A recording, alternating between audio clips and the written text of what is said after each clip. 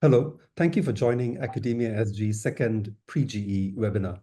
AcademiaSG was founded in 2019 as an independent and non-partisan volunteer collective of Singaporean academics, comprising Linda Lim of the University of Michigan, Teo Yu Yen at NTU, Chong Ja Ian of NUS, and me, Cherian George at Hong Kong Baptist University.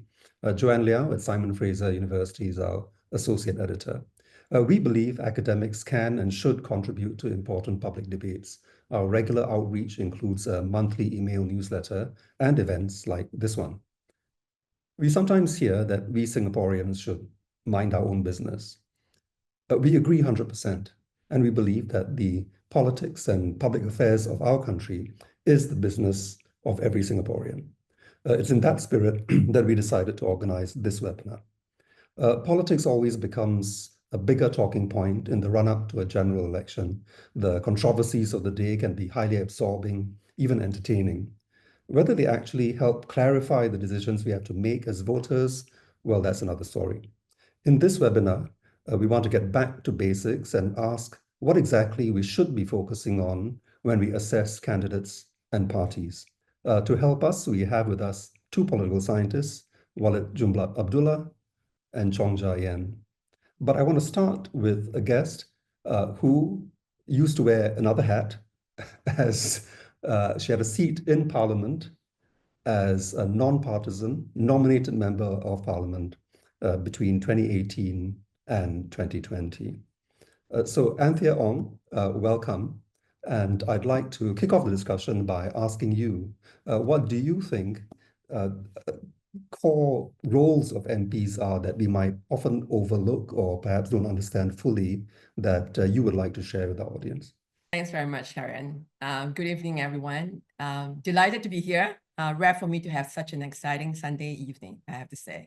So to your question, I think I want to start by reflecting on something that's been on my mind recently. I mean, to your point, we're constantly bombarded with sound bites, and the news cycles seem to spin faster each day.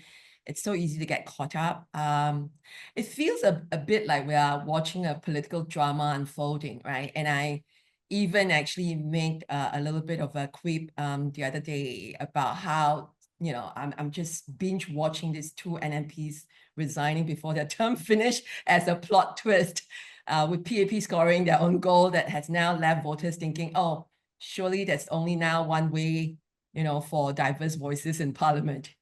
So I think, yeah, coming back to this, right, what you said, it's so true. We're not just spectators. We're the ones who have the power to choose our leaders, and we have the responsibility to pick the people who will govern us for the next 5 years. And so I remember when I was first appointed as an NMP, and then in the induction, we were then clearly shared what's the functions of Parliament, what is the role of MPs. And even at that point, I thought, wow, I've never thought of it this way. So I thought I'll start off, with my sharing on just, as you said, going back to basics. What does Parliament do? What role do our MPs play? And most importantly, how do we keep score and assess them as candidates, right, as we get into our conversation? So Parliament has three functions, and therefore MPs, by default, by definition, also have three key functions. One is lawmaking. The second one is holding the government to account on its policies and actions. And the third is financial scrutiny, which we just went through in budget and committee of supply debates.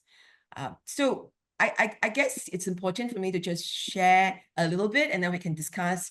I don't want to do too much, because I think in the course of our conversations, the three roles will come up again and again. But I think in lawmaking, for me, it's actually really one of the most important duties of an MP. But it's not just about introducing bills, which most can't do anyway in Singapore Parliament, given the immensity of it all, unless you have the government on your side. And that was what I was advised by former NMP Walter Wood when I approached him in my initial months, audaciously thinking I was going to move a private member's bill on Mental Health Care and Treatment Act. So I think it means that MPs must show up for debates, even if they can't introduce new bills, and use this as opportunities to raise concerns that reflect the needs of their constituents. But given that Singapore's MPs are part-time, we really have to ask, how do we assess whether a candidate is truly prepared to engage meaningfully in the legislative process? And that's from my own experience. So I ended up really just sort of speaking up as much as I can with the bills that are tabled in Parliament, particularly during the second reading. The next, holding the government to account.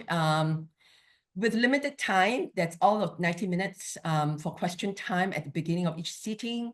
We do favor efficiency over depth in the Parliament. How do we then ensure that our MPs are capable of asking tough, probing questions, and also then pushing for the real answers, which is why supplementary questions become really important, where ministers are not going by scripted response. So we need to think about how do we want our candidates to demonstrate ability to ask these tough questions. And last but not least, I will end with financial scrutiny. Again, with a supermajority Parliament, which means every budget table would be passed, scrutinizing the budget can be challenging. But we still should look at what is due process. And one thing that really stood out for me as an MP and NMP in my first year was how little time we actually spend on supplementary estimates, not just the estimates for the coming year, but also sort of reviewing the year that we just came. And I think that's also really an important aspect. And MPs have the opportunity to actually want to file for questions. So I'll leave you at that. I think suffice to say this conversation is going to be interesting, but I thought bringing us back to the functions of Parliament and therefore what MPs have to do in their role as members of Parliament could help us sort of make sense of what we need to do in all of this very exciting and very entertaining time that we're in. Thank you. I look forward to a very thought-provoking discussion. Thank you so much, Anthea. Ian, can I next turn to you and ask you to supplement what Anthea has just covered, and also perhaps to tell us a bit about MPs' constituency roles? Yeah, sure. So in addition to what Anthea said, I do agree that the members of Parliament, their primary role as legislators, as lawmakers, is to make law, which means to say that they should be scrutinizing bills, which are draft laws that come on the floor. They can propose amendments if they want. Of course, those will be subject to a vote.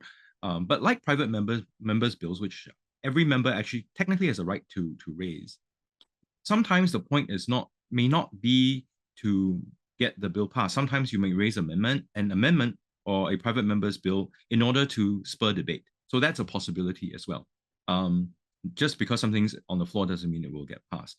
Now, I think the other thing that we should remember that MPs do in their legislative roles is that they are there to represent you, right? So they're there to represent your concerns. It's not just this sense of, okay, well, they represent different ethnic groups in Singapore as the GRC system holds, but the issues and interests that you may have, right? It's their role to raise it up. And one of the reasons why we have Parliament separate into majority parties and minority parties is supposedly that you have majority and minority interests being considered in the process of the passage of a law or in any motion. When you have NMPs, they're supposed to bring in additional considerations. In that sense, right, it's supposed to be representative government.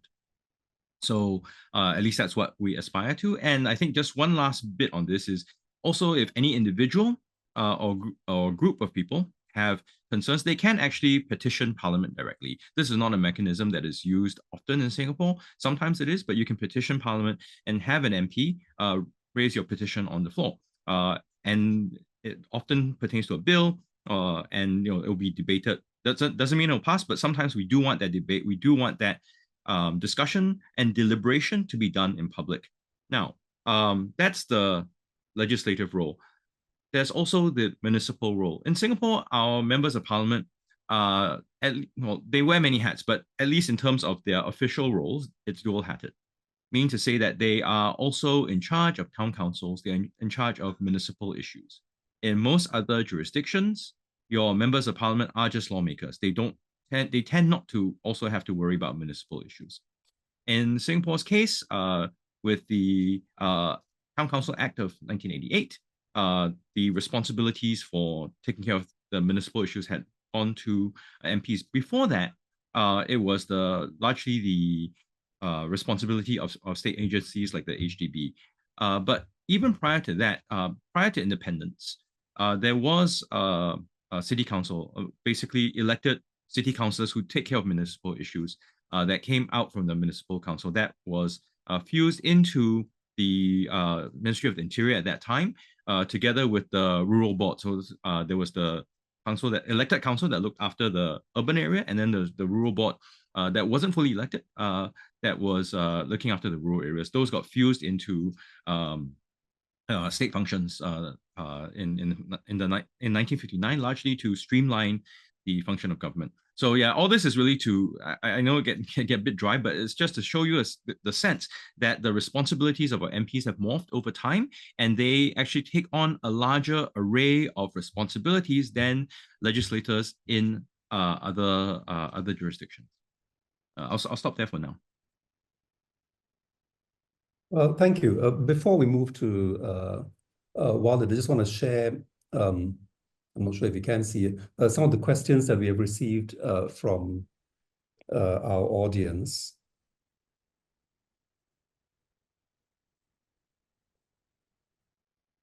Isaac gets to exactly what Anthea and Ian have been talking about, this dual role, and he's wondering how this is balanced, and in fact suggests, well, maybe this should be delinked.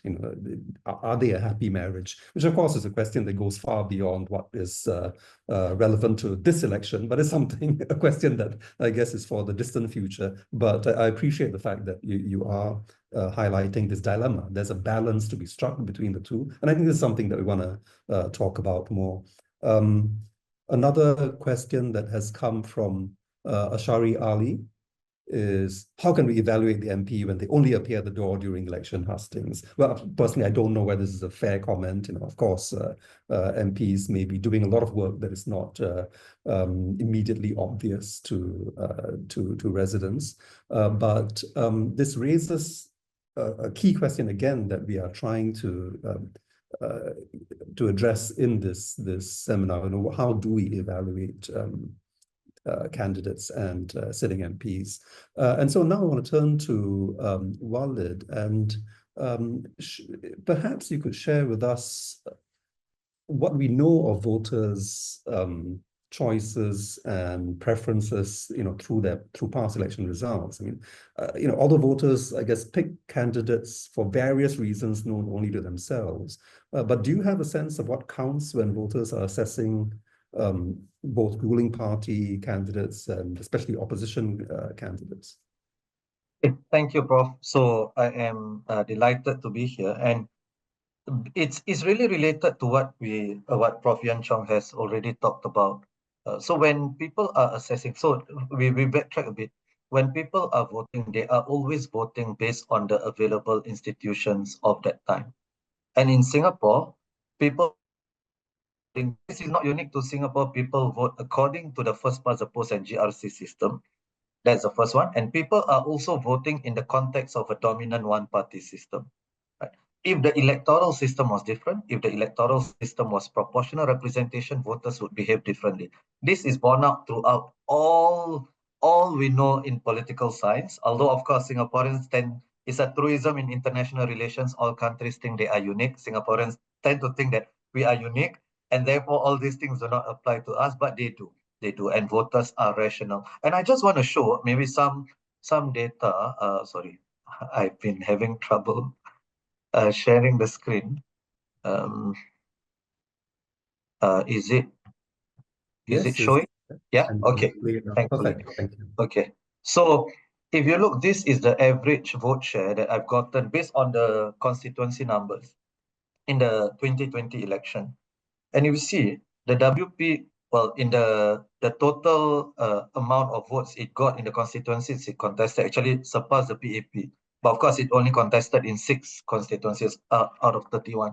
So the PSP got 40% and the SDP 38.3%. Now, if you had asked me before the elections, which are the 3 strongest parties, opposition, I would have mentioned these 3. So, and you look, the lower you go down, right, the weaker parties, quote unquote, the smaller their vote share. And what is the point here? The point here is voters in Singapore, just as voters elsewhere, are always discerning. They are always discerning. They do not just vote for the opposition for the sake of it.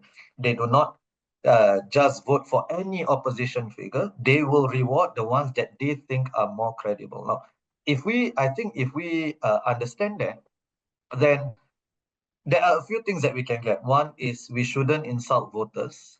We shouldn't speak down to voters, and we shouldn't be thinking that, oh, probably, there could be a freak election because Singaporeans are not rational, whatever it is. I think Academia SG already did a super video on that, on freak elections. And secondly, I think maybe we will discuss this later also, we shouldn't infantilize voters. We shouldn't think that, oh, let me just do something like a TikTok video that is jumping on the current trend.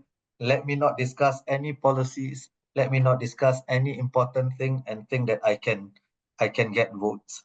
Or worse, there is a current issue now where every voter is talking about, but let me just pretend like no one is talking about it. Wait for it to die down, and then next week, hopefully there'll be a new news cycle. I think based on the totality of the data that we have of elections over many years, it shows that voters in Singapore, as voters elsewhere, are really discerning. So just to when there are 2 types, and you ask me what people are voting for. So people vote for party and for candidate, and this is true of plurality systems like ours. Both the party and the candidate matters.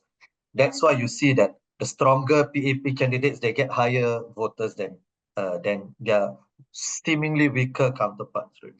So they vote for the party and the candidate. And then for the opposition voters, there are 2 types of votes as well. One is they vote for the opposition, and the other is a vote against the PAP. And a vote against the PAP, we cannot dismiss it as nothing or as irrational, because it shows that it comes from a desire for something, right? Whether it comes from a desire for checks and balances, or whether it comes from a desire to show their disdain towards the ruling party, or whatever it is. The point is that I really want to hammer home, right, that whatever the results are, the voters, once they have decided, they have decided. If we accept the elections when the outcome is in our favor, then we cannot then reject the elections when the outcome is not in our favor. Either voters have always been rational and smart, or they have always not been. Right? So that's really the point that I wanted to make today. Thanks so much, Walid. You mentioned that our voters are discerning. I think it's probably fair to say that they are also demanding, based on some of the comments and questions that we have received in advance from the audience. So Francis Pavri suggests MPs should quit from their day jobs and make this their day job, right? MPs should be a full-time job. A sentiment also raised by Kalpana: should full-time dedication to parliamentary duties be expected? And in fact, is this one of the benchmarks that we should demand, right? That if a candidate is willing to give up the job and become a full-time MP, that candidate deserves bonus points. I'm sure it's not a suggestion that it's a requirement, but is it a sign of dedication? In the same vein, Lo Wai Poon asks, perhaps a candidate should be required to volunteer, say 50 hours a year for 2 years before being qualified to contest in a constituency. This kind of reminds me of primary school admission.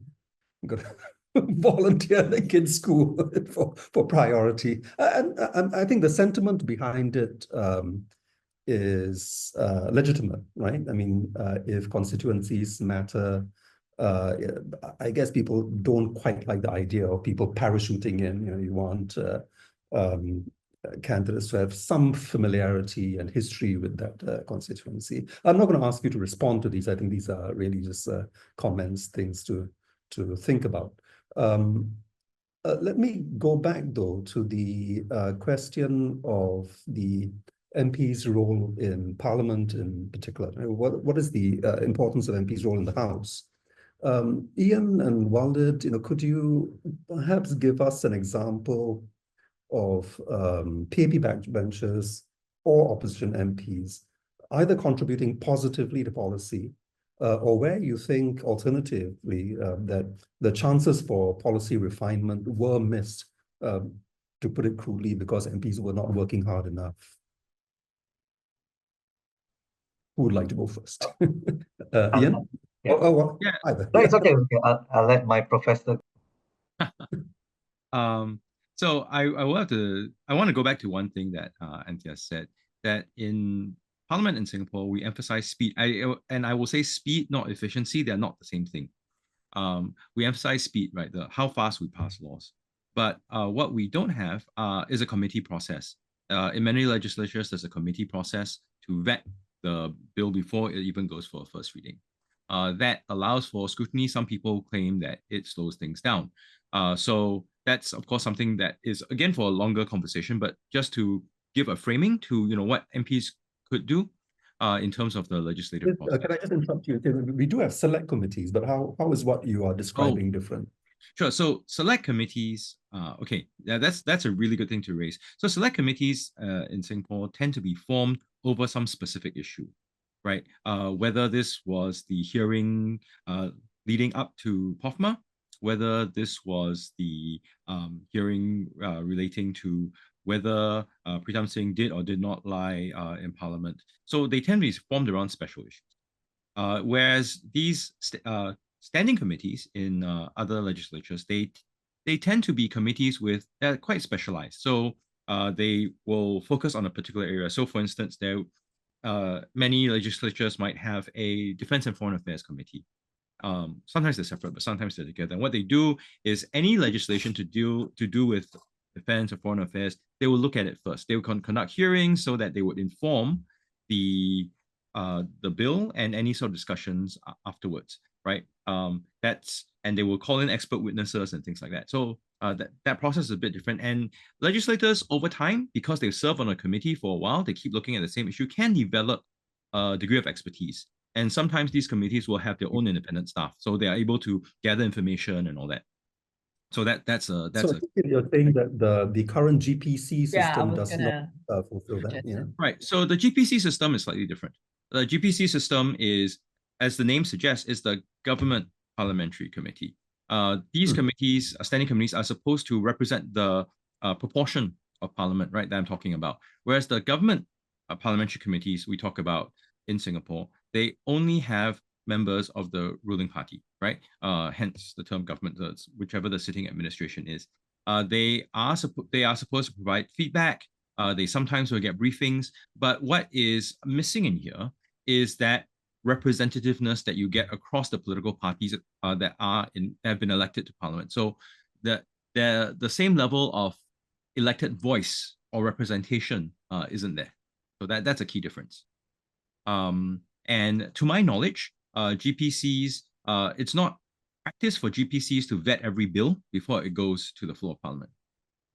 So that's another key difference. So okay, on the parliamentary procedure stuff aside, I think if you want to talk about opportunities, I think where backbenchers made some change. I think when you look at some of the I think the efforts to repeal 377A, basically the original part of the penal code that penalized sodomy, right? So going after male homosexuality. I think a lot of backbenchers piped up from different sides, and I think they added to the conversation there. It was pretty important.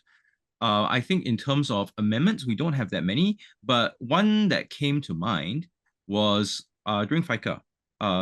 This is the Foreign Interference Countermeasures Act, where the Workers' Party did sort of come up with amendments saying that the CECs of all political parties should be, politically sensitive persons. They put a burden, including on themselves, that was not in the original bill, because I think their thinking from the debate was that, because of the risks of political interference, everybody who participates in politics on a professional level, or semi-professional level, should need that scrutiny to protect the nation. So I thought that was a useful contribution. In terms of missed opportunity, I thought that this will go to, these are laws that I follow a little bit more. So I think I'll go back to POFMA, for instance. This is the Protection Against Online Falsehood and Manipulation Act. I thought that it could have included more on public education, media literacy, because a lot of POFMA relies on the executive branch to make decisions, whereas it's not so much inoculating the population. And I think that's pretty important. I think FICA also included missed opportunities. So, for instance, for the reporting of politically sensitive persons, yes, this would be onerous, but also when you consider protection of the nation, right, you have close family members being exempt.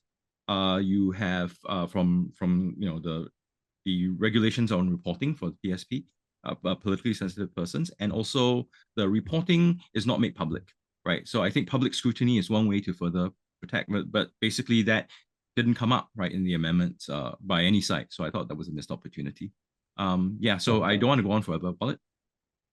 Just to jump in with a comment from Gary Cheng, who gathers from the discussion, therefore, shouldn't we be focusing more on depth than efficiency, which I think is a good way to summarize the challenge. Walid, did you want to Yes, I wanted to add because in the framing of your question also, you didn't mention, Prof, you didn't mention NMPs.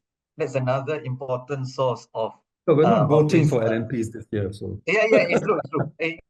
But NMPs, I think, somehow has... You might be voting for former NMPs. Yeah, exactly. Tangentially entered the discussion, right? So people in Parliament like NMPs have introduced private members bill, right? Kalwanjit Soin, but the first one was Walter Woon. But really, other than looking at how tangibly, quote unquote, that each backbencher or a backbencher has affected policy, right? I think we also need to just zoom out and think that that's not how policies are immediately made or changed, right? Because Parliament ultimately is theatre. And the person who said this was, who told me this was Prof. Walter Tessera, amongst many other people, of course. Parliament is theatre, and he only understood... Another former nominated member. And he understood this the most when he was in Parliament, because the purpose of an NMP or backbencher speaking in Parliament is not just speak to the policymaker, right? It's actually to generate buzz in society, right? And the more buzz, discussion you manage to evoke in society, and then in the long run, if you manage to eventually change that policy, it may be difficult to trace it back to that person. Like it's not immediately obvious, but I think you can. And that's how we should be thinking about the role of backbenchers. It's very easy to just dismiss a backbencher. Hey, how many laws did you change? Or how many policies did you manage to pass? I think it is more than that. So some of the currently, not NMPs, but if you look at backbenchers, PAP backbenchers, Zulkarnain Rahim, he has asked the most number of questions on Palestine, on Singapore's position on Palestine. All right. And credit to him. Of course, the Workers' Party also has asked a few questions on this, but this is a role that can be played by many people in Parliament. And in fact, Anthea knows the history of the Hansard more than I do, especially when it comes to the NMPs. But I was going through the history of the GRCs, and I was shocked to see that, for me even, I was shocked to see that there was a lot of dissent in Parliament by PAP MPs, especially my MPs didn't like the idea of the GRCs. And I'm thinking, we don't really witness that kind of dissent anymore, right? At least not to that level, at least. So maybe the backbenchers also have not been, it could be a function of more opposition MPs being in parliament, and then backbenchers think that we have to fall in line publicly more, and all our dissent must be behind closed doors. But I think the country would be poorer if they think like that. Yeah, I mean, just on that point, before we continue, go back to the question I asked. Yeah, I mean, I do find that the PAP has, over the decades, always been torn between two alternative responses to Singapore's desire for more opposition, right? And they're kind of contradictory. One is that, okay, since Singaporeans want this, the PAP should reflect that diversity more. Yeah, but I think it's always, and I think they tried this the most during a brief period in the 1990s under Goh Chok Tong, which was when I think Tan Cheng Bock actually emerged as quite a vocal backbencher. But then I think it's always concerned that, look, if we actually generate such a debate within the PAP, are we actually creating appetite for more? Yeah. So this desire to reflect diversity through the PAP consistently is reined in, and against this other impulse that maybe we should close ranks. Yeah.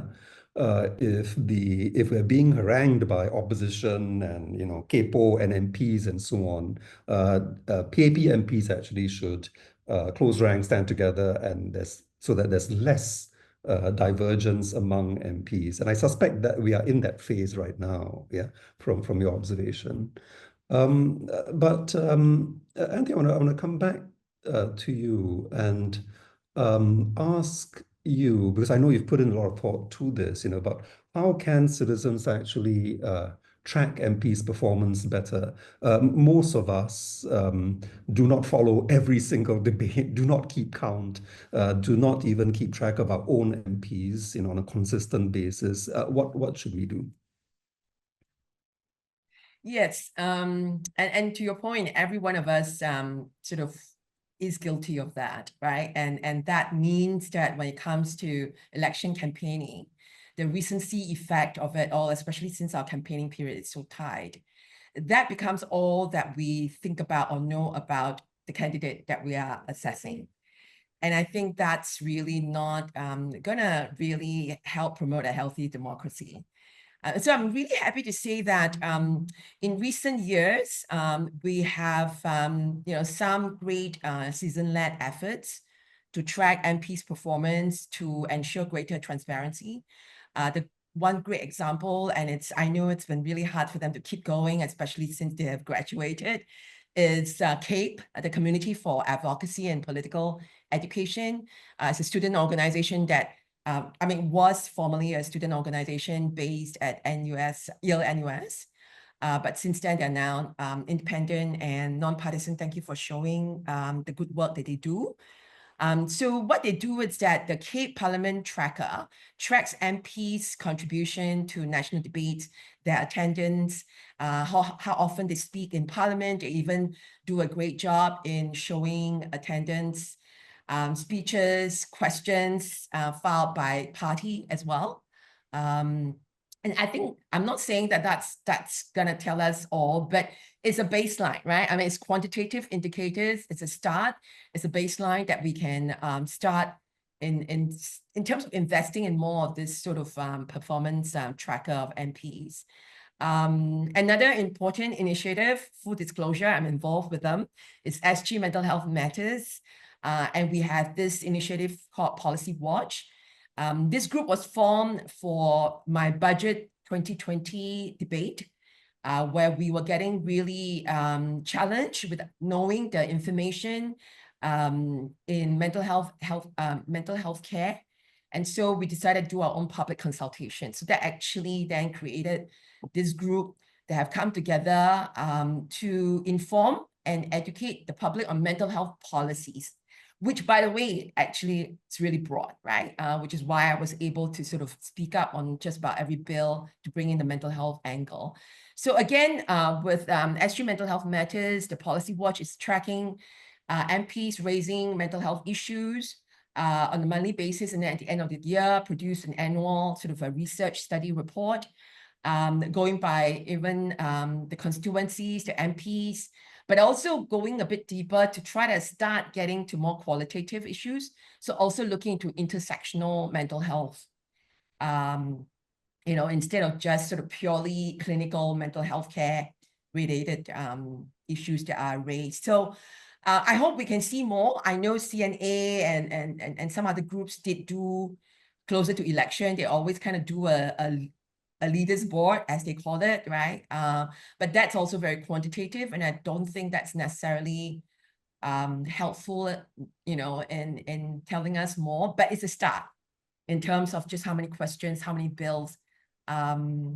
Kate's Parliament Tracker also allows us to see just which ministries get asked the most by the members of Parliament as well. So I'm really hoping that, you know, we all can support this efforts, and then, you know, and we can strengthen this this effort, because this is very much needed.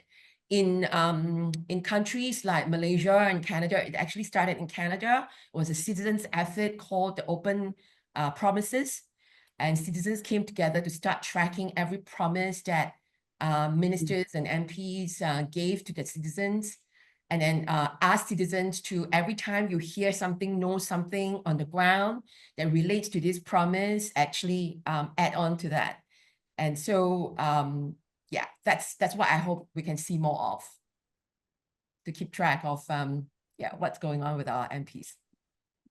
Yeah, I mean, thanks for sharing this. Some of it is obviously hard work, and it's quite inspiring that this work is being done by fellow citizens with very limited resources, I should add. Yeah, and hopefully there's a lot more of that provided by different organizations.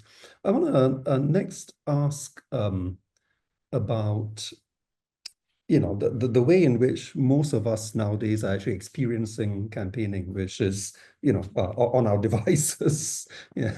I mean, door-to-door campaigning will, of course, intensify as election draws nearer. But a lot of outreach, even then and now, is via social media. A lot of this isn't really about the issues. We see candidates cooking and exercising, for example. I'm wondering, I mean, do the candidates know something that we don't? I mean, is this actually what voters want? Ian? Sure. So I think the candidates do know something that perhaps we don't, which is, given short attention spans, given the desire for people to find relatability in people, often, you know, that is what gets attention. That seems to be, at least, I mean, not just in the Singapore case, but I think it weighs quite heavily in Singapore. Or how do I like this candidate as a person? Do I think that this is someone I like? Is this, and we hear this a lot, right? Whether they're a good quality candidate, whether they have some professional achievement or not. But I think what sometimes gets missed here is the question: is this person a good legislator? Right? Yes, you know, we also ask: are they, you know, given their constituency role, are they good municipal administrators as well? But, you know, are they a good legislator? Are they competent at their job? Will they scrutinize with, you know, due diligence the whatever comes across the floor of Parliament? That's something that we perhaps miss a little bit in Singapore. Maybe because in general these are not issues we look at, but ultimately I think, you know, being an MP is a job. You know, and a lot of us have experience interviewing for a job or interviewing people for a job. And yes, whether this person is a nice parent or, you know, has pets is one thing. It's nice to know, but ultimately, you know, we also do want to know: can they fulfill the job? Can they do their job well without fear or favor? That's something that sometimes gets missed a little bit in our context. And perhaps politicians like to play up the fact that people don't pay so much attention to that aspect of their responsibility. Thanks, Ian. You mentioned job interviews. You know, Anthea, you've done interviews a lot in your line of work. Talk us through that. You know, what actually matters? I mean, we do have small talk in interviews. How much should this affect the decisions we make about whom to hire? I think a reframe is really important. As much as we are choosing our candidates and our leaders that would actually shape the future of our country, we must not also forget that as voters, we are the employers of these MPs, right? If we start to shift our mindset that way and reframe it, then we would actually know the kind of questions that we want to ask them. Actually, including when they come to our door, but also when we meet them on the streets or in a hawker center while we're having our meals. And to Sharon's point, right? Thinking about job interviews, Ian is right. We're all done interviews, whether as being interviewed or interviewing others. We all know, yeah, of course, in the job interview, there's often a lot of small talk. Candidates may try to show off their personality, charm us with their hobbies, or try to make us feel comfortable. But this is what, do we think that this is what truly matters when we're making a decision, right, about them? So we need to focus on whether, they have the skills and qualifications to do the job. Do they understand, which is why it's so important. I think we go back to what is the function? What are the functions of, what's the functions of Parliament and what's the role of MPs, right? Do they understand these roles? So this should be our approach as voters. We're hiring our leaders to do a serious job. They're managing our country. They're making laws. They're holding the government to account in policies and actions, and ensuring that taxpayers' money, which is our money, is spent wisely. So I would for sure ask about their qualifications, not only about academic degrees, right? But I think their knowledge and experience to understand the issues we face as a country.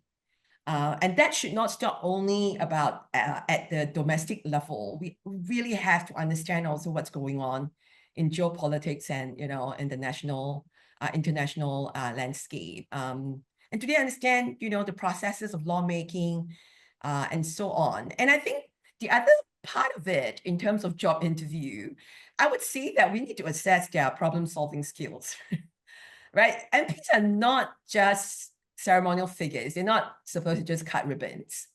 They are actually decision makers. And so we need to make sure they can think critically, ask tough questions, and push for meaningful change. Last but not least, as with all job interviews, we need to evaluate their character, right? Will they put the needs of their constituents first, which is us, or will they be distracted by other priorities to the point of them not being full-time MPs? And can we trust them to act with integrity and accountability? I think if we all sort of, maybe this is a bit of a radical idea, if we all approach the election as we would a job interview, and we being the employers, we might be in a better position to choose candidates who are truly capable of leading and serving our country, right, for the next 5 years. Raise the question of character, and I think we want to spend a bit more time on that, a lot of time on that a bit later on. But before that, I want to come back to another expert interviewer, who is Walid. You don't do job interviews, you do Teh Tarik. I'm not sure whether you offer anything. I know you don't offer them any jobs, but do you offer anything at the end other than Teh Tarik? Probably not. But what's your experience been with interviewing politicians? What has it taught you about their preference for soft sound bites? And does this have any relevance to democracy's need for us to deliberate on issues, which I know is an issue you care deeply about as both a citizen and a political scientist? Oh yeah, 100%. Thank you. That question really speaks to me. And I think one of the things that, before I answer that quite directly, one of the things that podcasts tend is they tend to humanize politicians. And I am not a fan of that. Not that I want to dehumanize that, not at all. I just want to really carry on what Anthea and Prof. Ian have already talked about, which is, I don't really care if you have pets, you are a good father, right? Because relevant. So I don't want your origin story as why you really wanted to join politics for two reasons why, right? Like, a lot of it is not relevant, some of it is, and second of all, you know how autobiographies are seriously unreliable, because we tend to over romanticize our own past, and we rethink the events and reinterpret those events. But what has doing this for 110 episodes taught me? Well, one, it's much easier to get opposition politicians on my pod than PAP politicians. Although I have gotten so far in this election period 3 PAP politicians, and by all accounts, actually they have done pretty well.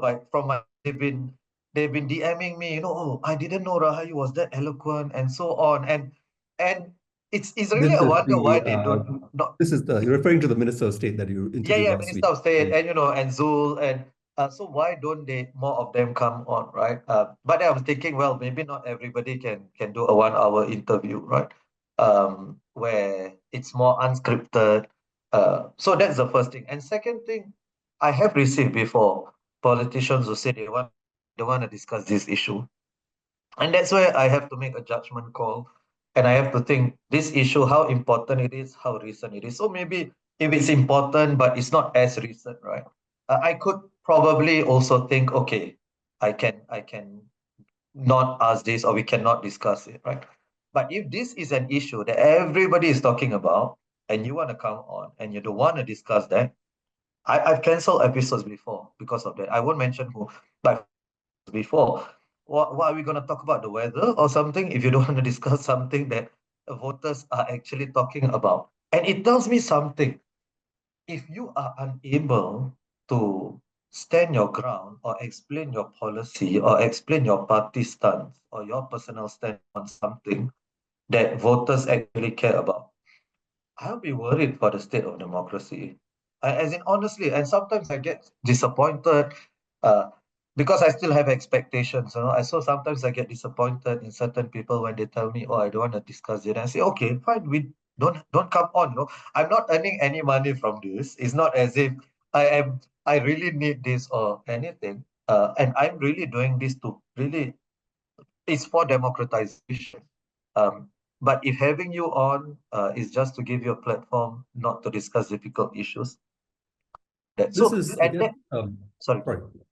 No, Yeah. I just wanted to say, the preference is really for sound bites. The preference is for softball questions, I think, a lot of times. But that is also up to the interviewer to resist, to reject. Right. Now, I don't always manage to do it. I have to admit, I don't always manage to be able to call people to account as strongly as I can, right?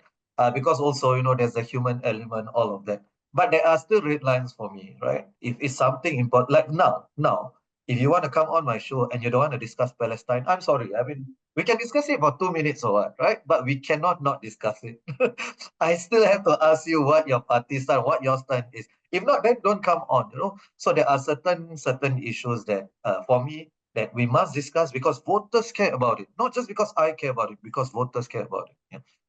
I think I guess you could extend this not just to your own show, and not only to other influencers and podcasters, but I think even more importantly to the mainstream media, right? Oh yeah, I mean, I think I'm so. sure this sort of conditionality, I suspect, is quite common, that newsmakers, and it's not limited to Singapore politicians, celebrities, for 100%. example. I'm going to give you access. I'm going to agree to this interview, but Yeah, these topics are off limits. exactly. Bring And back the analogy of a job interview. That would be the equivalent of a job candidate coming to the interview and saying, "You can ask me about my pets, but don't ask me how to solve this problem."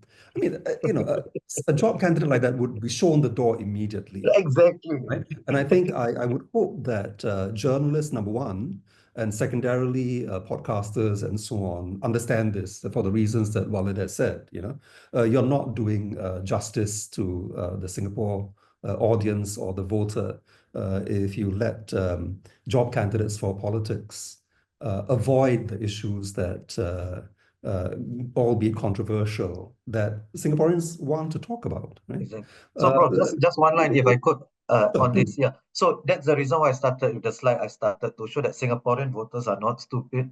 They are quite discerning. But if people like myself or even journalists, right, are not asking or not reporting on issues that people are already talking about, I think there is an assumption there that we would be insulting the voter. Yeah, so that.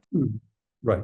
I want to stick with this question of relatability, and the term that you used was the need for politicians to humanize themselves. I think this is quite important. I think it's quite understandable that PAP candidates in particular feel the strong need to come across as relatable because the party, fairly or unfairly, labors under the reputation of being filled with technocratic elites, right?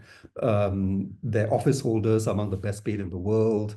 They live in nice houses, you know, while most politicians in all democracies want to be seen as of the people.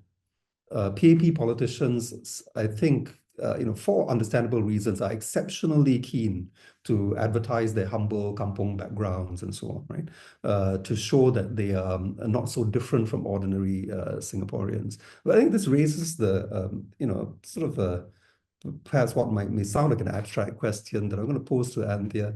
How important is it for leaders to show that they are of the people, to convince people that they will be for the people?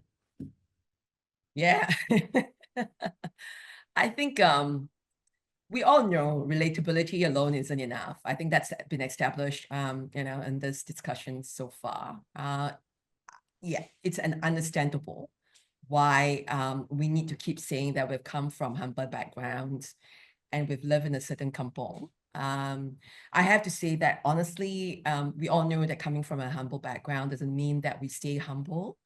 And so it's really not, you know, it doesn't help us going back to that, right? So I feel like, you know, this is a time maybe to, if you allow me to raise this question or this issue of trust, right?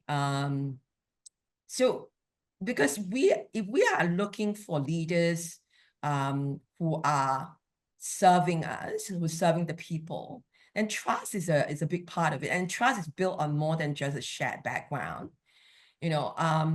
And this is going to be a little bit, you know, it's actually based on a trust theory. And we do that a lot in the leadership, you know, fields. So it's called a trust theory or trust equation. And so what is it made up of? It's sincerity plus competence plus reliability divided by self-orientation, right? And so this whole, I mean, sincerity, straightforward, is about being genuine, you know, that you care about the people you serve. It's not just putting on a persona for the campaign.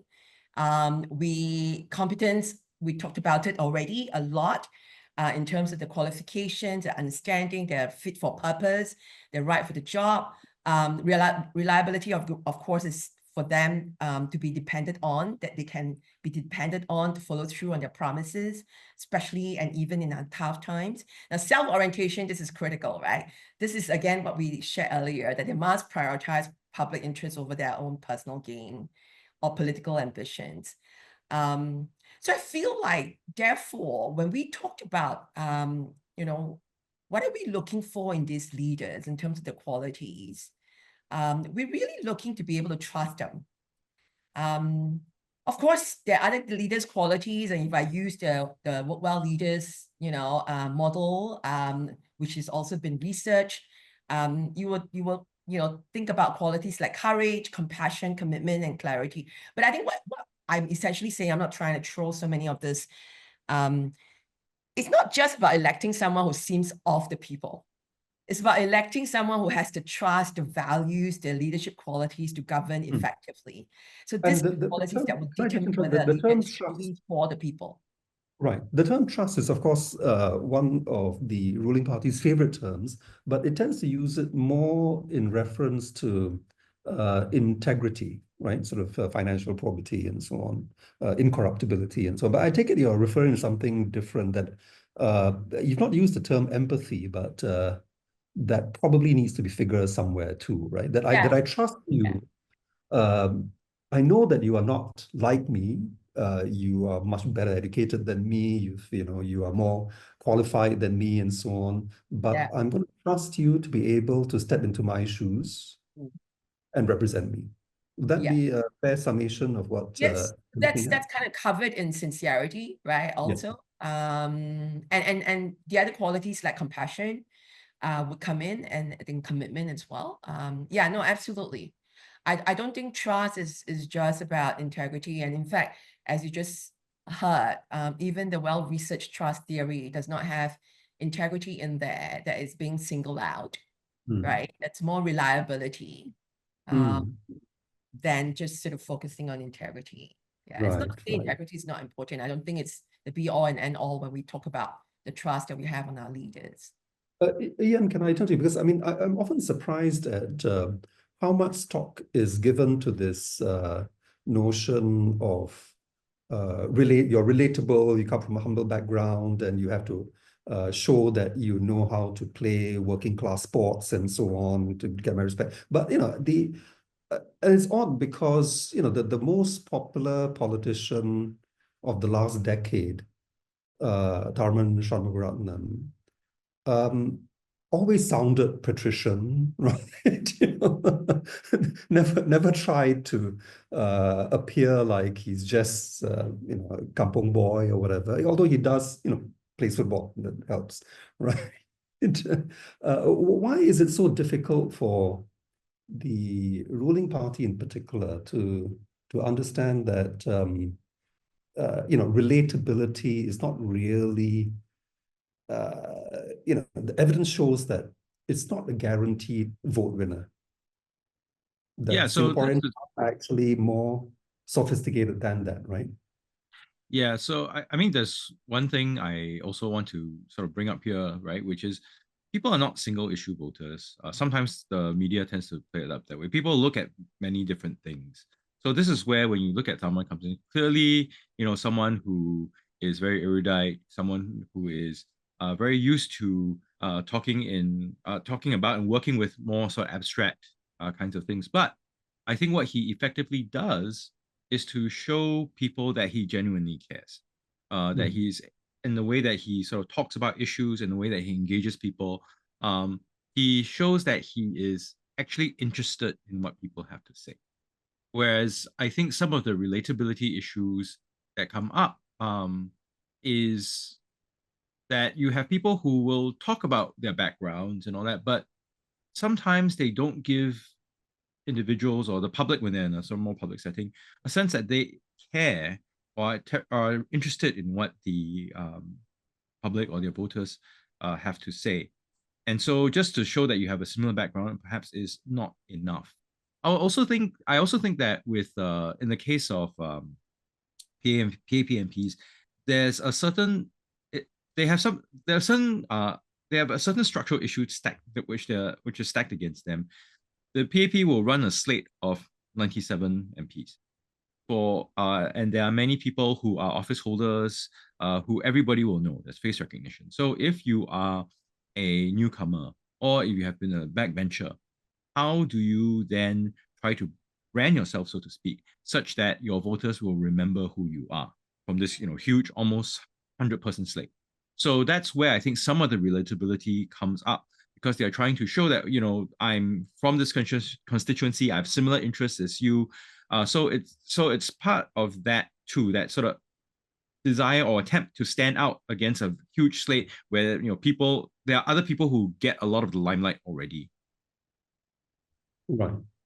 So there's kind of a class, for want of a better word, a class divide or socioeconomic divide that candidates need to bridge, because of course most candidates are at least upper middle class, yeah. But there's also a generational divide, right? And here I want to ask Walid, you know, we know that in recent election cycles, the PAP has been very anxious to appeal to the young and the other opposition parties as well. But for the PAP, I guess the bonds that it forged to its Singaporeans during the nation-building years are now literally history, right? And so a lot of its campaigning style now seems to be designed to connect with this new generation of Singaporeans. What do you think are the tactics that work and what doesn't? Okay, thank you. So I just wanted to pick up on that point. So you mentioned that trust is no longer as solid, and it is true. So even if you look at all the data, right, the data that we have, trust in PAP and institutions in Singapore is still pretty high, but I would say it's much softer than before, right? The level of loyalty that my parents had for the PAP for Lee Kuan Yew. Like, my generation and people even younger than me do not have, even when they trust the PAP and they like the PAP. So that means that a few events could change the votes, right? Because we are talking about the elections, when trust is much softer. So some of the things that I think work, and okay, so we don't know for sure, we'll find out after the elections, right? But I do think that online, on social media, and I'm on social media a lot. I'm not on TikTok as much as, well, I'm on TikTok more than I ever need to be. But still not as much as younger people. But there's really a fine line between cringe and educational. And I think actually our PM does it pretty well, just looking at reactions to it. I would say Minister Ong Ye-Kung probably does it quite well as well. But there are some others. So this is not a party thing. This is really individual thing. And going back to what Prof. Yan said, people feeling they need to differentiate themselves. Some of them is really cringe and really awful, to the point that for some of them, the candidates where all they have are TikTok videos which are supposed to go viral, right? And I honestly, genuinely mean this, right? Whoever they are, whichever party they are from, if that's the only content they produce, for the sake of democracy, I hope they lose in the elections. And I said it quite seriously because I don't want that to be the standard we set for voters, right? And if they win, that means it works. It works with young people. That's all they ever need to do, without discussing any substantive policy, always avoiding difficult topics.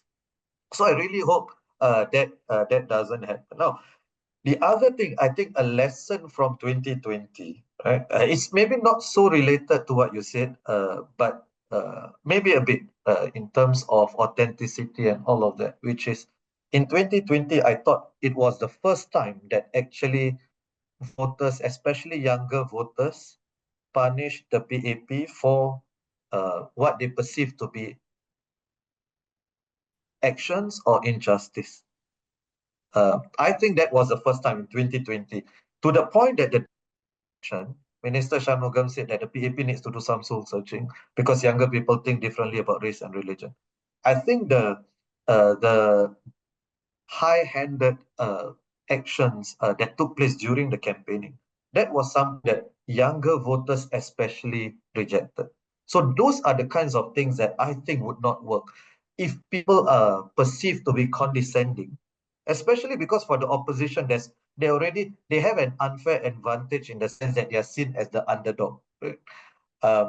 So in one sense, I'm not saying overall they have unfair advantages. I'm just saying in that particular sense. So if the incumbent are perceived to be unfair and unjust or act in high-handed ways, that is something that younger voters would reject. So that is a sort of thing that would not work. Let me just, on your point about perceived unfairness in the way the PAP treats its critics and the opposition and so on, let me just share one point of view or question that has come from Dilip Nair. What do the panel members feel needs to be done to convince both the PAP and the electorate that a loyal opposition is not a threat to Singapore's success, but a safeguard against complacency? So this really has to do with trust in critics and the opposition. Let me answer this, right? I think I actually don't think that the PAP would contradict this claim. I mean, I think the PAP is already convinced that a loyal opposition is not a threat. The disagreement has to do with how to define loyal, right? Because it tends to, it seems to assume that any sharp criticism or criticism that is uncomfortable with is a sign of disloyalty. Yeah.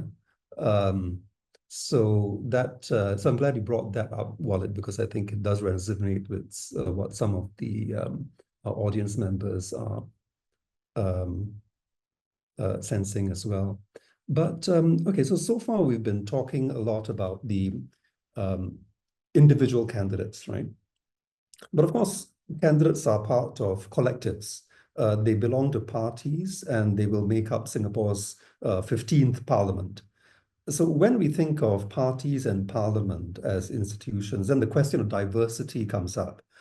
We may have an image of a perfect MP, but cloning that perfect MP to fill parliament with 97 identical copies of that individual would paradoxically create quite a suboptimal, imperfect, and probably quite disastrous parliament, right? We do need diversity among, within parties as well as within the House.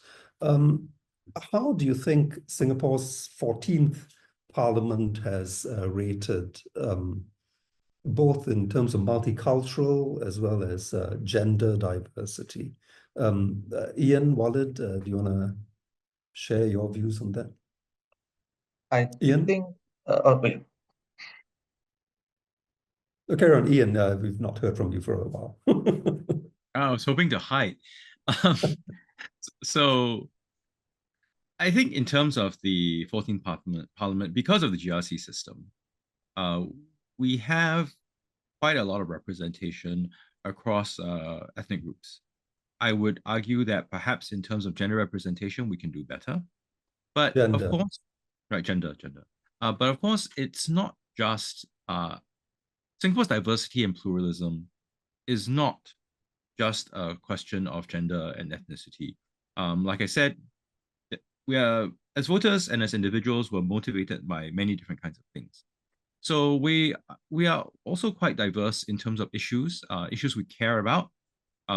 And in that sense, I suppose where we see diversity is, especially with 3 different political parties in parliament now, there are at least consistently 3 different positions.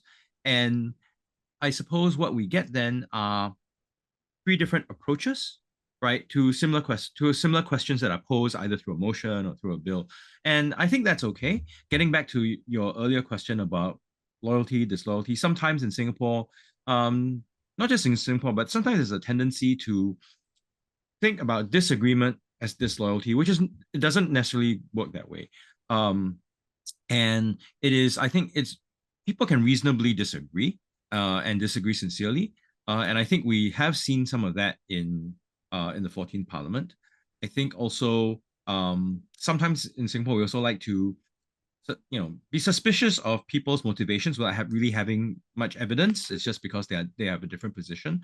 But that having been said, there is, I think, some range of views, some range of different approaches on how to tackle issues. But I think there is, because Parliament is majoritarian and political parties are essentially coalitions of people with different interests, collections of people with different interests. So there tends to be a focus on the kinds of issues that matter to most people most of the time, which is important for representative democracy. But what that means is that minority positions sometimes get neglected. And what we can end up is a form of tyranny of the majority. So what most people care about most of the time gets mentioned. But there may be things that's important for minority positions. Or minorities are not represented, through ethnicity and all that, and they sometimes might fall through the cracks. So I think that's where we see a little bit of in the 14th Parliament, especially since our political parties tend to be quite strict on party discipline. Before we move on, let me just share a couple. I'm anxious to get some of the very thoughtful views from the audience, out there. On the question of minority representation, a couple of views on that perennial topic of whether we actually still need GRCs. Yeah, so Amos Sim asks whether Singaporeans are in fact sufficiently aware of our history and are politically mature enough to vote responsibly, and therefore quite naturally then pick, choose enough ethnic minority candidates without the need for GRCs. So this, of course, is a question directly really to the Chinese majority, right? Are you mature enough to pick occasionally the enough Malay and Indian candidates and other candidates and so on? Another one comes from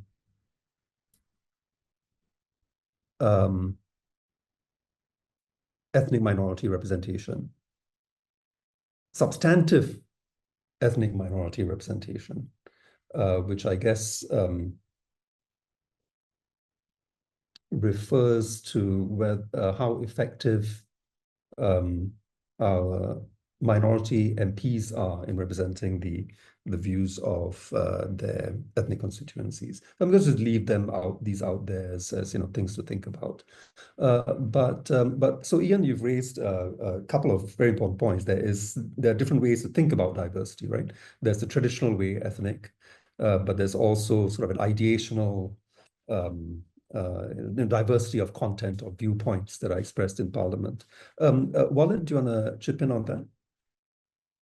Yes, indeed. Thank you so much. And I think our Parliament actually does quite well on ethnic representation because it's inbuilt, right, with the GRCs.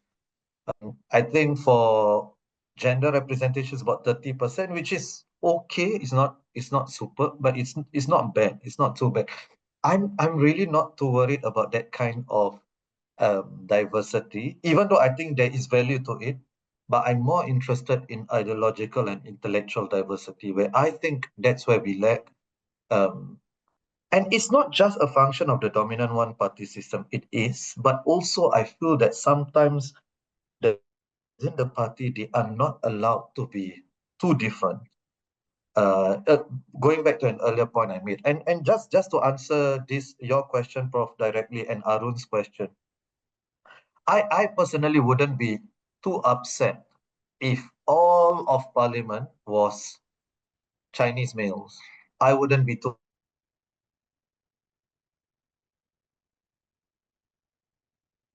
Walid, you're frozen. For instance, your idea was so radical that your screen froze for a while. Yeah.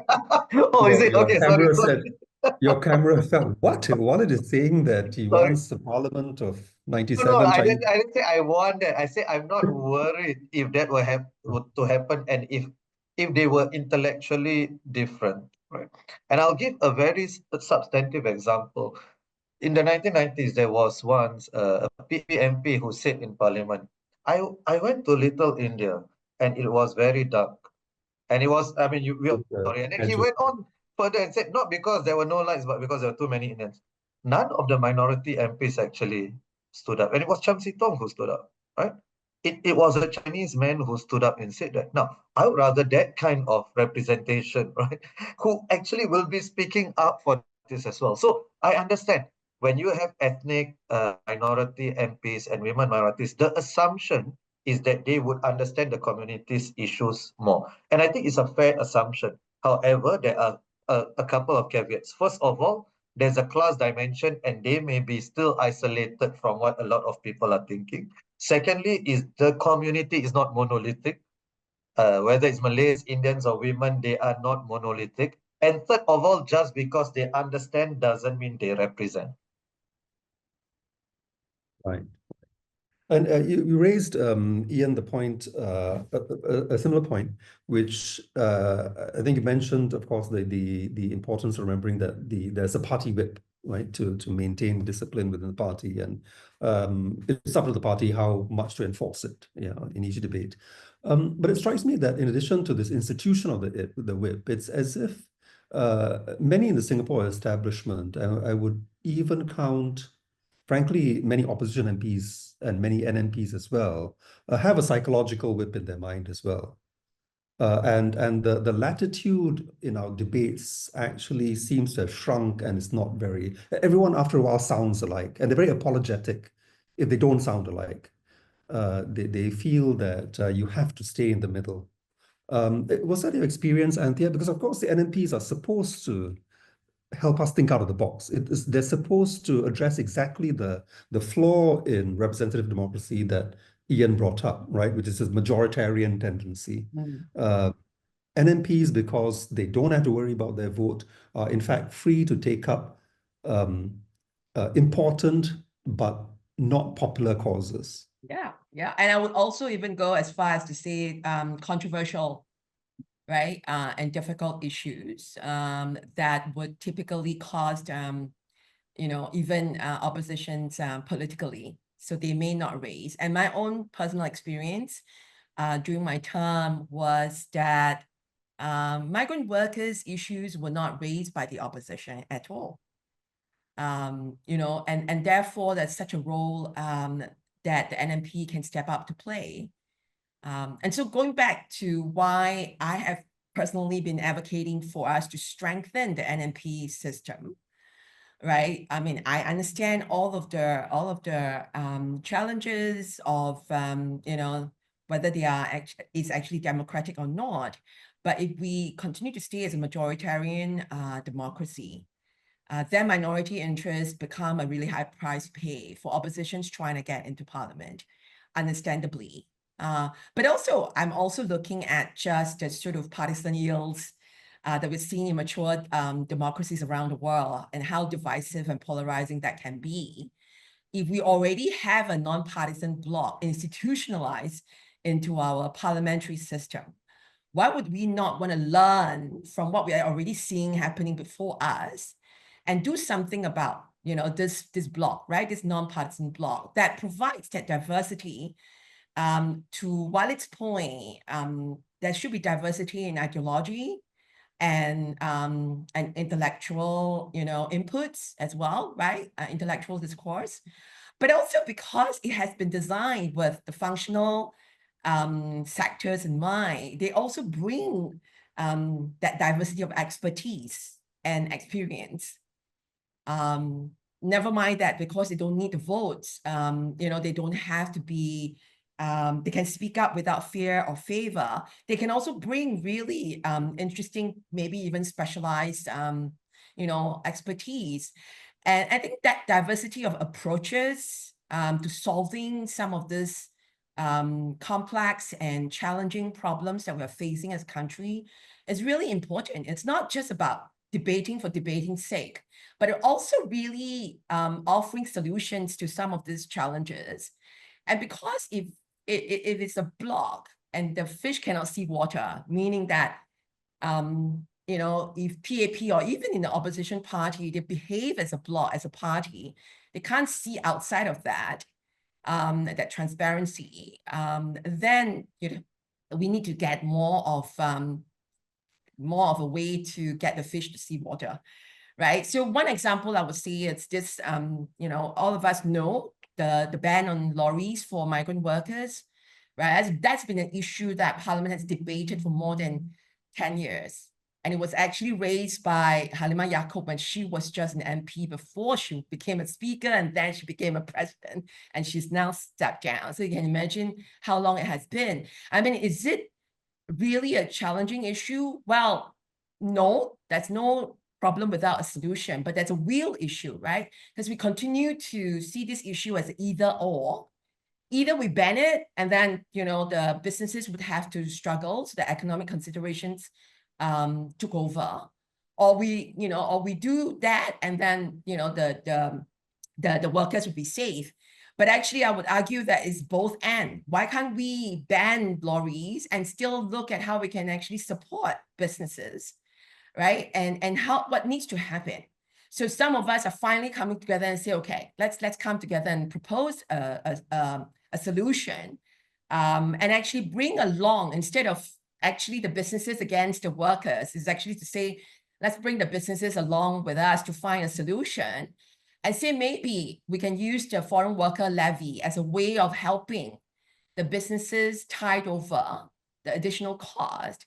And then there will be someone like Jack Sim that came out and said, no, actually there's also other solutions. Let's go to the Transport Association and find an innovator to design a bus that can also carry equipment at the back of the bus. But, you know, there'll be seats in front of the bus. So what I'm trying to say here is that we are talking about ideology, we're talking about intellectual discourse, but we must also talk about people with ability to come up with, you know, solutions, innovative solutions for the country. And I think, and even before that, of course, you're talking about the need for people to understand that this is a moral issue. Right? Yes. Yes, exactly. It is not something that can be just summed up in, you know, in a spreadsheet of costs and benefits and so on. And also you could actually, it's really a challenge when we actually have chosen the economic consideration and challenge over the moral consideration. And I think I'm not going back to NMP, but I also think that, you know, this sort of partisan-based type of debate is where NMP can actually, you know, really contribute. In fact, it was Sham Gum as a member of parliament during the debate for the NMP scheme that says that, you know, an opposition raising an issue or an idea that's in opposition to PAP can be explained away easily on partisan agenda, but not an NMP. Can I comment on this really quickly? Yes, okay, sure. So I think while not taking away from Anthea's point, there is also the question of how NMPs are selected. So there is the Special Select Committee that recommends NMPs to the President for appointment. But that Special Select Committee is made up of representatives from the elected MPs in Parliament, proportionally, of course. So that means that there is, at the background, a natural tendency, I think, to sort of select NMPs that might reflect some of those views. So that might put a dampener on who you get in Parliament as NMPs. Plus, NMPs, the idea is that they come from, you know, they represent sort of different sectors, so to speak, right? Arts and so on. Now, part of the issue there also is, you know, these people are not directly elected. There was an effort, right, to have an arts NMP elected, but generally they're not elected. And there's a question of whether they would over-represent the positions of their their sector. Now, this is not a, you know, abstract in principle issues. Sharon, you should be quite familiar with this, because the former criticism of the functional constituency system in Hong Kong was that these functional constituencies, there are far more of them, of course, but these functional constituencies worried far more about their sectors than the sort of overall lawmaking issue. So there's some tension there that needs to be also worked out, even with NMPs. Yeah. Absolutely. No, I agree with that, which is why I think I don't want to take this away, because it's not about NMPs, but it's strengthening the system, right? We need to look at how to get over some of this, but absolutely, I agree with you. Let's move on from NMPs, but take the larger point that you know, it is important for our elected MPs to see beyond popularity, right? Rather than be reactive or simply respond to public opinion as it stands, to perhaps shape public opinion. They can be thought leaders. They can have their own convictions, and this leads me to a point raised by Chok, a social worker. Let's see, where is it? Am I sharing the right thing? Hold on.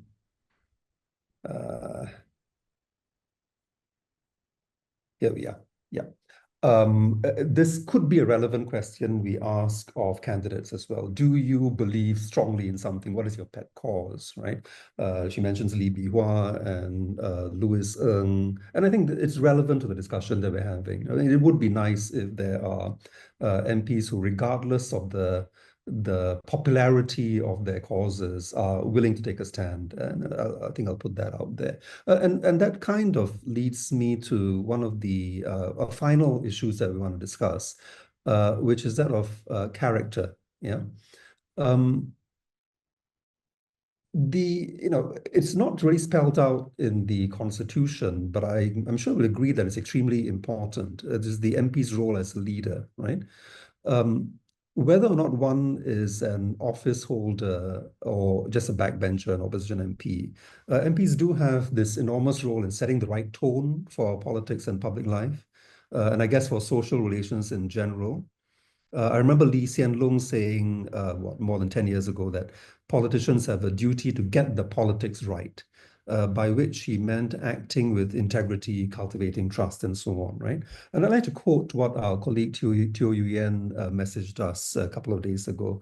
To her, getting the politics right should mean, I quote, ethical orientations towards fair play, due process, respect for diverse viewpoints, the greater good, and so on, right? Which are all necessary to the work of building a democratic polity, unquote.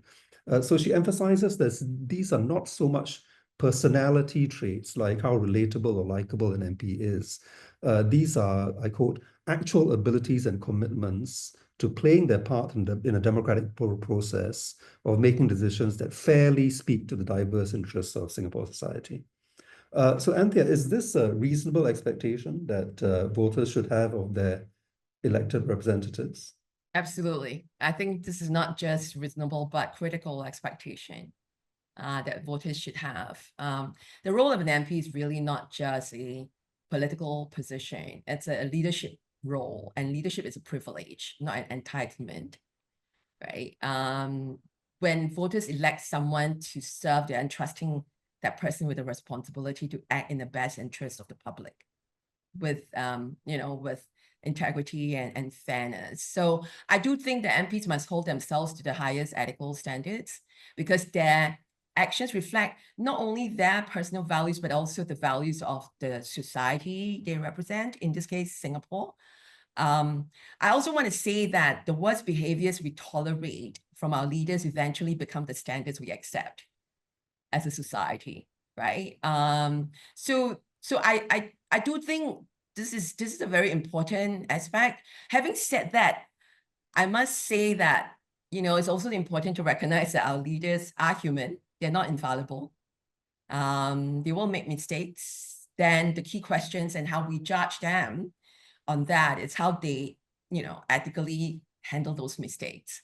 Do they take responsibility for them? Do they demonstrate the sincerity and integrity to learn, to apologize, to correct course, right, when needed?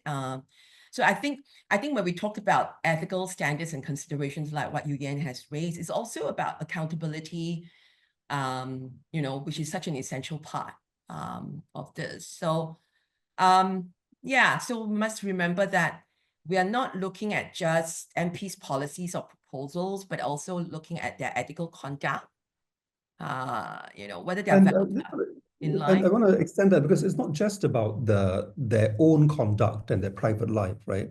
Because I often sense that what Singaporeans crave is a kind of moral leadership. Yeah. In the sense that, and we sometimes see this. So I'll give you an example, which would be that, say some preacher says something that is completely offensive to another faith, yeah? And it just makes people really upset, and you crave someone with status, someone with a moral leader who will come out and express for Singaporeans that this is beyond the pale, right? You need someone to come out there and say that what this person said is completely wrong. It's not us. These words do not represent the best of Singapore. And you want those words to come out quickly, and to set the tone, to do this kind of repair work, in a society that has so much going on. Yeah. And I often feel that there's that when leaders, not necessarily politicians, it could be religious leaders, it could be public intellectuals and so on, when they do that, it's deeply appreciated, because Singaporeans want, they know right from wrong. Yeah. And when there's stuff said that crosses a line, they want someone to come out and say better than they can why this is wrong, why this is acceptable. It needn't amount to a police report, or nobody needs to go to jail, right? But you need to set the standards. Yes. Right? This is what I mean, right? By how we shouldn't tolerate the worst behaviors. Right. And the worst kinds of words and so on, right? This kind of assault on morality and ethics is a regular feature in our sort of social media jungle, yeah? And it's bound to increase as the elections draw nearer. So I want to hear from Ian and Walid, how are politicians as a class doing so far in terms of serving as, moral leaders, maybe too strong a term, but providing that kind of moral leadership is not, you don't even need everyone to do it. You just need, for each controversy, someone to come out quickly. You mentioned Halimah Yacob earlier. I think she's a good example of someone who has, on occasion, done that in a very timely way, come out and just, planted a flag for ethics, right? And people really appreciate that. But in recent controversies, I don't sense that. I don't see that happening. And that's such a, before I let Walid and Ian speak, right? I mean, actually courage, that moral leadership is such a big part of leadership. because you are actually, responsible for, a collective of human beings who are actually, following you. So that courage, in moral leadership. Moral courage, yeah. Yeah, Walid, yeah. Yeah, thank you. So if we are to look at this particular election campaign, like it hasn't officially started, but it has. And you would see that there's a mixed bag so far, right? So on one hand, I see one of the positive developments I see, right? When opposition and PAP candidates meet, walkabouts, and they take pictures together. Now, it may seem trivial. I think that's something positive. I think that's something to be celebrated, to show that we are political opponents. We are not citizen adversaries, because all of us want the same thing. We have different ideas to get there. The more the better it is, because we do not want that kind of high-hand tactics against the opposition, like US personal attacks. Those, I think we should be beyond that. And Anthea's line just now was just superb, and I think it encapsulates everything. Now, one of the things that a lot of people would say in counter to our expectations, there's liberal academic expectations, right? They would say that, politics is a contact sport. Politics is a contact sport. Contact sport, people get that, and so on. But in contact sports, there are still rules, and there's still a referee, and there are also norms, not just rules, the official rules, right? For instance, it's not illegal, right, if you're playing football, to pretend like you're injured, right, and then waste time. But the spectators do not like that, right? The spectators do not like that. And in these elections, and there is no... there is gentlemanly conduct on the field as Exactly. well. That's that point, right? That's the point, that you don't need the official rules to do it, even if you're not breaking the rules. And in contact sports, there is a referee. So in this case, the ultimate referee is the voters. So this is where I really want to say that I think in 2020 that voters showed that they do not tolerate these kinds of things. And I hope the lesson is learned from all parties. And if parties violate, whichever party it is, and some of at least one of my recent Teh Tarik ones, it was quite contentious, and it went on for very long. This is not from the ruling party, from the opposition party. So I hope whichever opposition ruling party shows that they are violating certain norms, they are scapegoating certain groups, I think ultimately the voters should be the referee and say we reject this, right? And if you want to be very specific, just now I praised, I saw Harun and Dr. Harun and Ravi from Red Dot United, seeing each other, and they were hugging each other. I saw Paul Tamaya and somebody else from the PAP taking pictures. So those are the positive examples. We also have negative examples. We have our two office holders liking a post and liking it without any explanation. I would still like to see an explanation for that. And just explain whatever it is, just explain, and then we can see. Or at least one of them did try to explain, but I would like to see proper explanations. I think those are the sorts of, because that post, it doesn't come from a politician, right? But that post is not the kind of post that politicians should be liking. I don't care about social media influencers, right? But politicians, when you like and endorse those kinds of posts, it says something, right? So those are the things that I hope we stay away from, and I hope voters really pay attention to this, because voters did pay attention to this in 2020. I hope we see more of that. Yeah. In fact, I mean, you're saying that the voters should and will have the final say. But the problem with many, like the incident that you mentioned, is a lot of damage is done in the meantime, right? So one of my fears about elections is regrettable, maybe unavoidable, is that they are inherently polarizing, of course. Yeah. So perhaps if we didn't have elections, you might have politicians doing things according to conscience. This is right, I'm going to support it. This is wrong, I'm going to call it out. Almost by definition, a polarizing context is one where they say, he's saying it, he's on my side, so I'm not going to call it out. That person is saying it, he's right, but since they're not on my side, I'm going to withhold my praise. And unfortunately, going to see a lot more of that. Yeah. Right. So the case you mentioned seems to be like a classic case of yes, where it demanded to be called out, let right. alone So not liked. It demanded to be and, called and out, but it wasn't. And I hope I also can, and I'm in a position to call this out, because I have also called out people on my side when I feel that they have violated certain norms. So I hope that if those of us, we do it, right, people on our side or our logical side, right, then other people should do it as well. So hopefully, because this shouldn't be a race to the bottom, right? That what you are describing, Prof, is just a race to the bottom. Oh, my side, I'm not going to do it. And then another person said, yeah, my side does worse, I'm not going to do it, right? And then we are left with no norms. Now, what's the point of decorum and so on, right? But there is a point to it. The point is we don't want society to worsen in terms of polarization. We don't want rudeness, disrespect to be the norm, right? There is value in that, however airy-fairy that may be. Mm-hmm. And to add to that, elected representatives have a much greater responsibility to 100%. set those norms, right? 100%. To maintain those norms. Much more than activists, right? Like, so if you're going to call out activists for violating those norms, and I'm happy to do that, a higher standard should be held for elected representatives, government or opposition.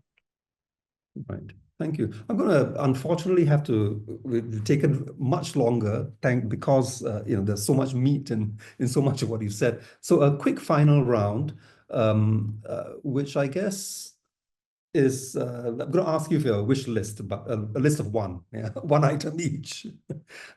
What's top of your wish list for GE 2025? Not in terms of the result, right, but in terms of the campaign, in terms of its tone, what people should be focused on. What's your wish list for voter conduct as well as, or sorry, not as well as, or candidate conduct? Can we start with you, Ian? Yeah, so there's a bunch of stuff that I've already said, but I just want to finish off on the point that we made earlier, which is, I think it's important, whether we're looking at the election context or any other debate, that there is life after that debate, there's life after the vote. So we have to ask ourselves, as we're in the heat of the moment, what kind of society do we want? Because that sort of willingness to go after each other, willingness to question motivations without evidence, that willingness to let ourselves off easy, let people we like off easy, that is what paves the way for greater polarization. Many politicians have complained and warned against that, and I suppose a lot of this will start at home in terms of their own behavior as well. So that's, I think, quite key. Of course, conviction is important. You can do it. You can do it sort of in a hard sort of institutional way. You have term limits, but that will create problems for recruitment. However, that having been said, I think conviction is important, but that conviction, people need to understand that people have different, others have to consider that people have convictions because their convictions are different from yours, doesn't mean they're necessarily coming out from a place of malice. And the sort of greater good of our society as a whole, whatever your party stripe, should be something people remember. Thanks so much. Very well put. Anthea? So for me, I was trying to think about the top of my wish list.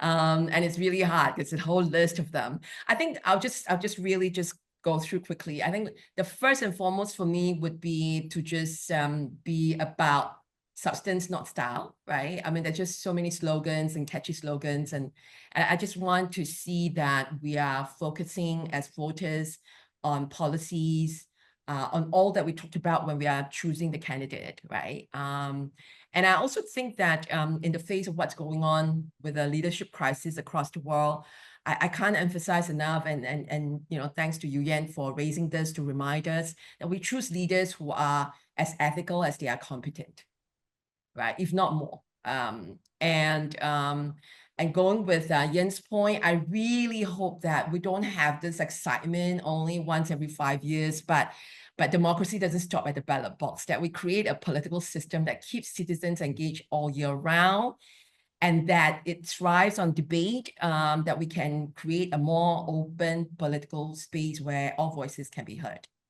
And that's why, to me, it's like a podcast election of sorts, with the public town squares being expanded. But but the caveat is Walid's point earlier. Let's not make this about their personal interest, but grill them for what they stand for. Yeah. There's a great point raised earlier, Anthea, that I think echoes, touches on what many of the audience members have contributed, which is, they're raising issues that actually are not election issues per se. These are systems questions that need to be asked long before the elections. Right? Finally, Walid. Yeah, so one wish list for about the politicians, one about the voters. So for the politicians, more debates, less defamation suits, or zero defamation suits, or threats of defamation suits. So that's one. So I really hope, and I'm not saying it in a whimsical manner. I hope that is the where our society heads, right? Heads, HEADS. So if we disagree with somebody, we debate them in public, right? So that's what I would like to see. For voters, I hope voters pay attention. I think going back to what Prof. Ian and Anthea said from the start of this webinar, voters pay attention to people's parliamentary performance as much as they do to municipal issues. A lot of times when I'm speaking to people, I ask them, how's their MP? They will say, oh, very good. Or you. Oops. Walid is frozen again. Another moment. Sorry again. Yeah, so just if I could just repeat that time, a lot of times where I see people and I ask them, how's your MP? They would say that my MP is good or bad based on municipal issues rather than based on parliamentary performance. So I hope we can pay as much attention to that. Member of Parliament. Right. Great. Thank you. Thanks, Walid. I'm going to end with actually sharing a very philosophical question from Balbinder Kaur. Is voting a right or a privilege? What is the difference between right and privilege in the context of elections? I guess I'm going to answer that very briefly by saying that legally, constitutionally, voting is, of course, a right of all Singaporean adults. But we know, including Hong Kong, where I am, where we don't have that right to vote for our top leaders or for all Hong Kongers to stand as leaders, right? So perhaps the right way to put it would be that for Singaporeans, it is a right, and having that right is a privilege. And I hope Singaporeans will bear that in mind, not take it for granted, and make full use of it, play our role as citizens. So thank you so much on behalf of AcademiaSG for joining us. Thank you, Anthea Ong, Walid Abdullah, and Chong Ja Ian, and for the audience. Thank you so much. Bye-bye. Bye-bye.